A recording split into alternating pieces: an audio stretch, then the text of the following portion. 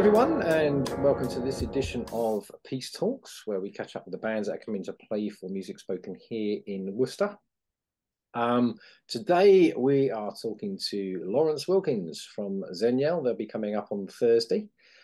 So welcome, Laurence. Hey, thanks for having me. How you doing? Yeah, grand. Thanks for coming along.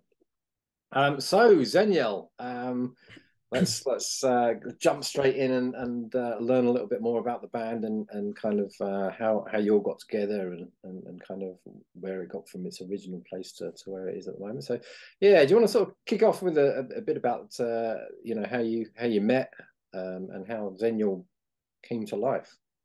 Yeah, well, it started when we were all pretty young, especially uh the other two. So I was about 16. The other two, I think, were actually like about 14 at the time. So Right. really quite young. And we all met. Um, well, we all came together through all being members of Junior Royal Academy. So that's like a Saturday school. So the Music College in London, Royal Academy of Music, that has a sort of Saturday school for younger people who are still at school, so not uni age yet. And we met through that. I'd met Zoe a little bit prior to that, being at Tomorrow's Warriors, but we didn't get to know each other sort of as well until we were at Junior Academy together. And then I think Noah and Zoe. So Noah's sort of the original keyboardist who's no longer in the band, but he was so it used to be a trio. It's now a quartet Cool. with two keyboardists. So it was just one keyboardist back then. It was Noah, and I think him and Zoe said they wanted to make some kind of organ trio, and they invited me, Yeah, I've seen that. Yeah. which is funny because it very quickly became nothing like an organ trio or the kind of music you'd even expect an organ trio to play. So it was I kind of have, since I was quite young, had this urge to combine the whole production side of music because I did production, I made beats and stuff and loved dubstep and all this kind of thing. So I wanted to combine that with jazz. So I kind of brought my laptop along to the first rehearsal and we were like figuring out how to connect the MIDI controller and Brilliant. make it control Noah sounds. All these, yeah, that's kind of the very origins. And then the name came from me having written ZNL on the top of a chart, not thinking that was going to be the name of the band, but then Zoe kind of read it out as if it was a word, Zeñel. And we were like, oh, that could actually work as a name. And then we were like, well, none of us really like thinking of names. One's kind of fallen in front of us. Let's go with it. And then it stuck Perfect. the same until this day. Yeah. Yeah, cool. So you've gone from the trio to the quartet. Um, I'm really keen to understand a little bit more for people that are watching and may not be aware of Tomorrow's Warriors, because you mentioned you and Zoe met there. And yeah, it's an organization that I've been aware of. I mean, back in the 90s, I used to see Gary Crosby who put together Tomorrow's Warriors with Janine Irons, isn't it? As part of the Jazz Warriors back then, and yeah, the artists that they were sort of coming through with them. But yeah, it's the first time I've had an opportunity. I spoke to Gary and Janine at the Brick Lane Jazz Festival because they took over the tap room there, wasn't it? In Brick Lane, that venue for the event. So I had the opportunity to talk to Gary and Janine, and also Pat, because I was chatting with Pat, not knowing that Pat was Zoe's mum Yeah. at the time, Yeah.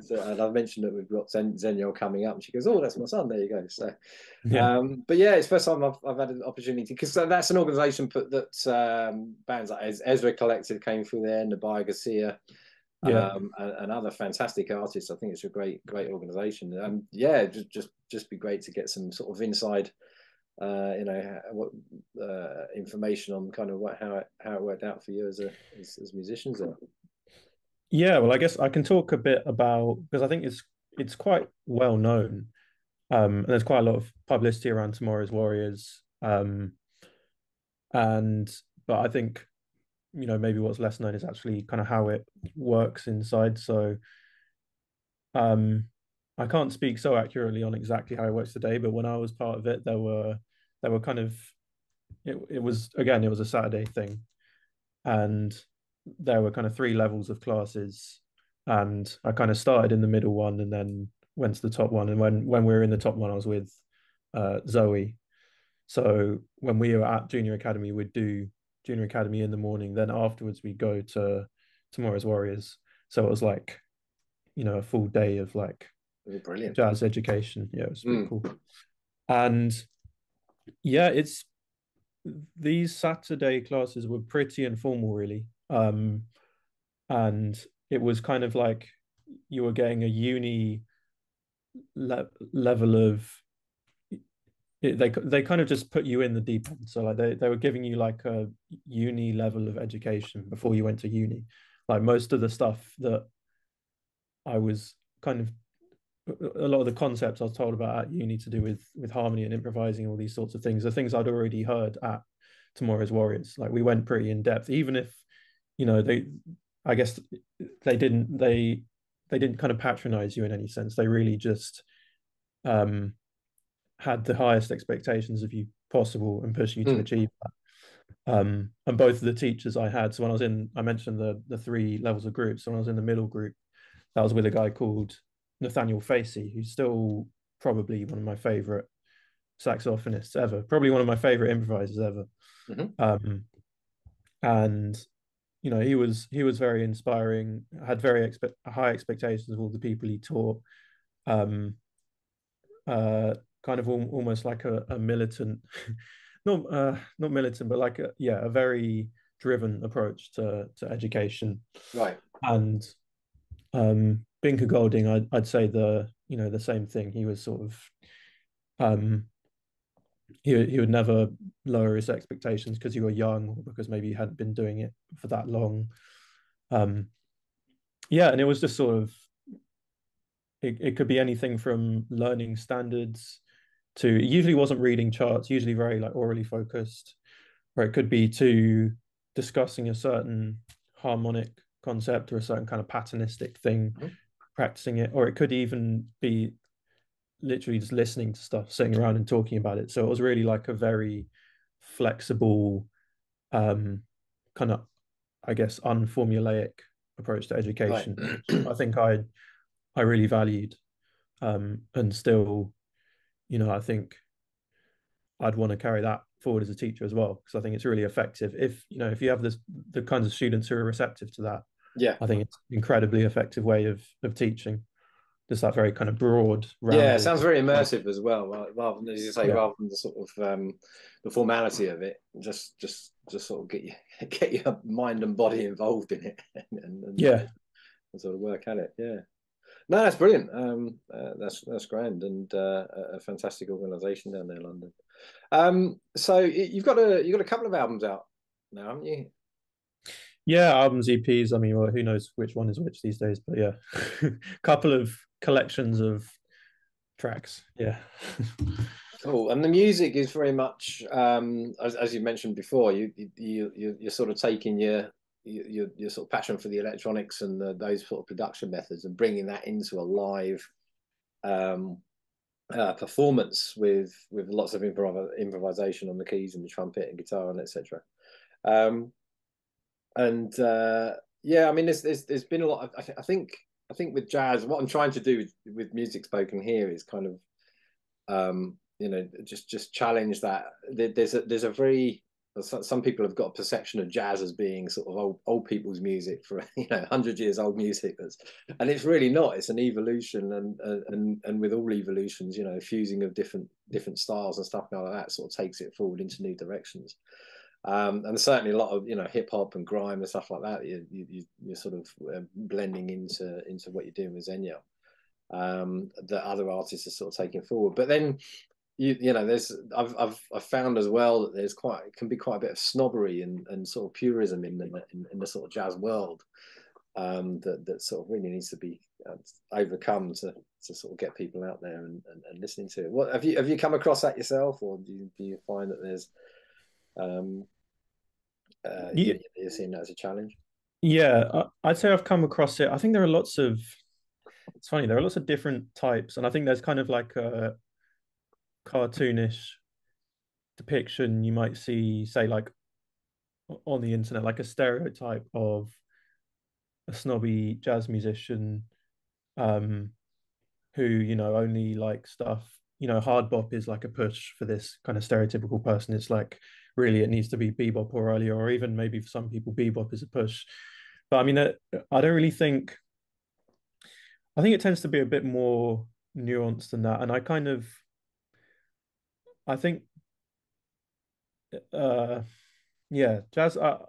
I've encountered, I think, well, the main person who I think has a more conservative approach to jazz that people know of is Wynton Marsalis. But I Yes. think Yeah. even in his case, I think there's more nuance than just, you know, there's a cutoff date and beyond that it's bad. I mean, I don't tend to agree with what he thinks, but I constantly find myself um kind of adding to to my understanding of how it is he sees it. I'm constantly trying to understand his perspective Okay. because Right. I find it Yeah. really fascinating.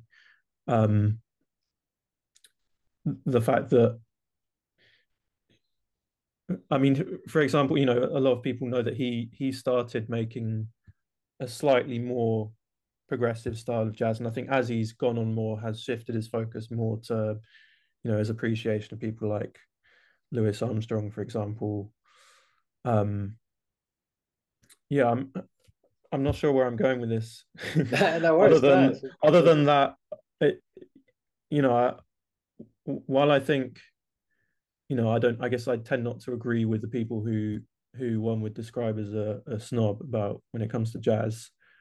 I tend to try not to be too dismissive of them either, especially as I think jazz is somewhat unique in um how it as a modern form of music, you know, modern form of non-classical kind of music, is how rich its tradition is. And I think there are a lot of other styles that, as exciting as they may be, have not kind of necessarily reached the level of breadth and depth that jazz has Mm. within it. Um, you know, for example, I think there's a lot of modern styles of music that could go as far as jazz has. And when I say as far, I mean in terms of the level of variety, the level of sophistication, the level of um, sort of dedication people show to kind of pushing it as far as possible. Um, but yeah, I mean, at the end of the day, I think everyone can have their own musical opinions, and uh, I think as long as everyone understands that, you know, there are things in life that people do need to kind of argue about to kind of figure out Indeed. how we live together. Yeah. I don't think I like this style um of audio wiggling my like ear bits around, and That's you what like it is. That's this what it bit is, of isn't audio it? wiggling You your know. bits around, like, you know, it's just it's really not worth the energy unless you have fun arguing about music. Some people do, and I've probably indulged in that as well. But you Mm. know, it's just it's so unimportant. I think yeah, if you can kind of make your approach to music fairly unideological, I think that's a good thing. And I do, yeah, I think when people start to get ideological about it, um, I think that can be a good thing. And you get that on the conservative end, and you also get that on the kind of new agey end of people who are very anti-convention and very anti-tradition. People who are like, oh, you're such a square thinking about patterns and thinking about transcribing solos. And it's like, well, Mm. in a way, that's kind of equally closed-minded to Yeah. reject Yeah. that whole approach. So, you know, I just think just try and separate yourself from any kind of ideological sort of quasi political thought about music, and just enjoy it for what it is. Because I That's think the exactly great what thing it comes down about, to, isn't it? It's like yeah, how that makes you feel at the time when you're hearing it, and in the end, you make the judgment that feels good, that feels, you know, I'm not quite sure I understand that, or whatever it might be. yeah. But So I yeah, think the good thing about music is that well, this is my opinion. I think the good thing about music is that it's meaningless. It's actually just a relief from all of the complexities of all the other shit that goes on. So fantastic. that's I my love that. personal. Yeah. I know a lot of people would disagree wholeheartedly with that. Some people see music as inherently kind of political when you sing, so I tend not to see it that way. But yeah, About enjoyment, yeah, yeah. It's making just life fun. a more joyful place. Oh, that's Yeah, fantastic. exactly. Okay, great. Well, we'll be we're really looking forward to having you guys up. So it's yourself. There's Zoe Pascal on drums, and then we've got Alex Wilson and Jay Verma both on keys. Yeah, Uh, yeah, I saw a load of Jay at I was down at the Brick Lane Jazz Festival, and I saw him. One morning I was sat having a coffee, and I saw him walk by with a keyboard. But he was playing. I think he was playing every day there, wasn't he? He's quite a yeah. prolific player, playing all over He's the a world. busy So, man. He's a busy yeah, it's man going to in be great to see business. him. So fantastic. Well, thanks for joining us today and your insights into the music and a bit more about the background of the band. We're really looking forward to giving you a warm Worcester welcome at the Mars Bar on Thursday. So until we see you then, safe travels and thanks very much. Yeah, thanks very much, Dave. Looking forward to it. See you then.